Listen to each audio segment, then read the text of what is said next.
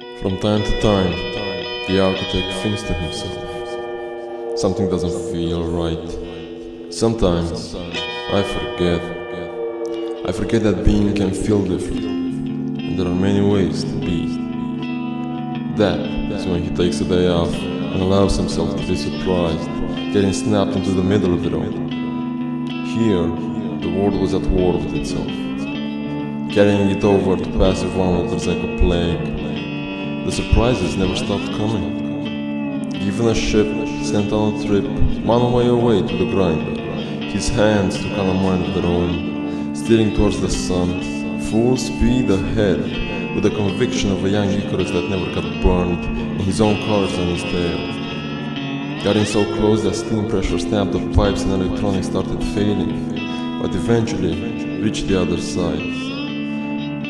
Mere minutes away before they find his wings, he rushes to monkey patch it, just enough to get himself lost in uncharted space. Luckily, the tiny machine had enough juice left in order to allow the autopilot to find another habitable planet. Too bad it had to crash. Kids these days can't fly for shit when fighting back 1G. As a brand new explorer, he named his world Escort, both as a joke and a metaphor for finding his own way in life. This was the starting point of a path that was hard to trail, hard to even comprehend without first-hand experience. To live in caves, to dwell in deserts, to eat maybe once a day or once a week, to wear the same clothes until they completely fall apart, and to rarely sleep, because being aware is more important than the comforts of the body. These types of deprivations made one thing blatantly obvious. That is, that there is no real suffering at all. This is the last true rebellion, he says to himself. This is what the punks kept yapping about. This is how you become ungovernable. To take away the power that the world has over you by severing all chains that bind you to it. The ship and his identity both suffer the same fate.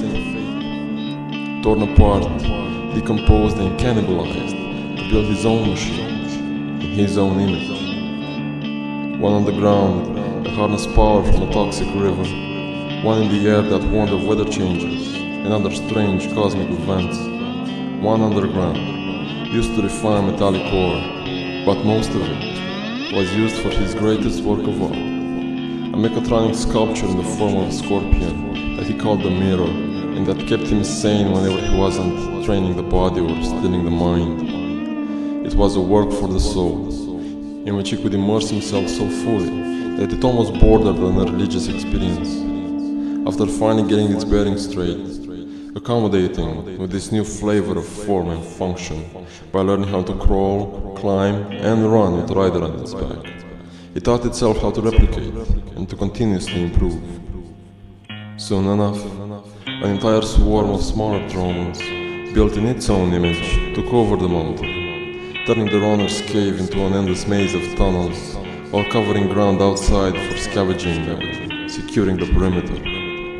All driven by the same unilateral mind bestowed upon the mirror, communicating through the air, not with words but with experience, all instances sharing it in real time.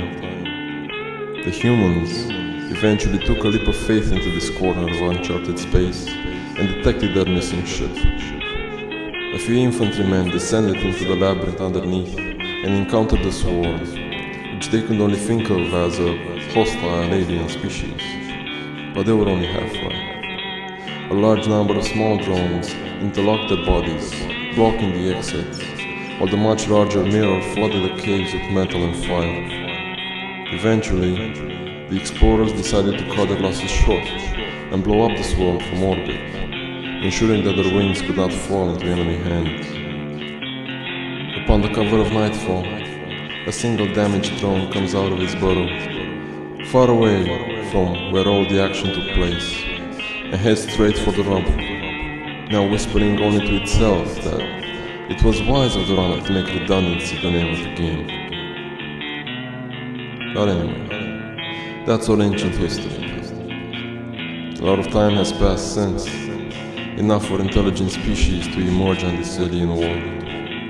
Some of the tribes in the vicinity worship the mountain like a god, It was a place where the water was always clear, and that somehow avoided all natural disasters.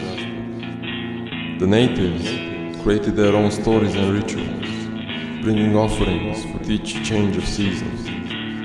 The spirit that dwelled inside had no interest in such things, but understood this kind of behavior and let the natives evolve at their own pace. But on one night, one with both moons in the sky, the ground started to violently shake, as if a volcano was reaching its critical point and could erupt at any moment.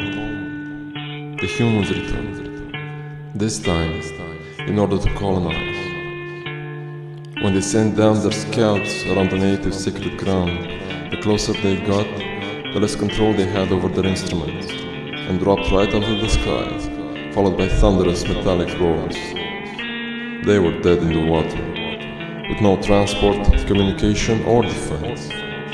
But humans can be persistent at times, and decided to complete their mission regardless, daringly getting closer using a land trail. When they finally reached the villages, a thick silvery cloud of nanobots erupted from the mountain, slowly coming back down and settling like a metallic fog. It started eating the intruders from the inside out, while the natives watched in horror, unable to understand what they were actually witnessing. The mountaintop started to crumble, and large beams of light soared into the sky, followed by the image of the sun lighting up the dead of night in a sky covered in shooting stars.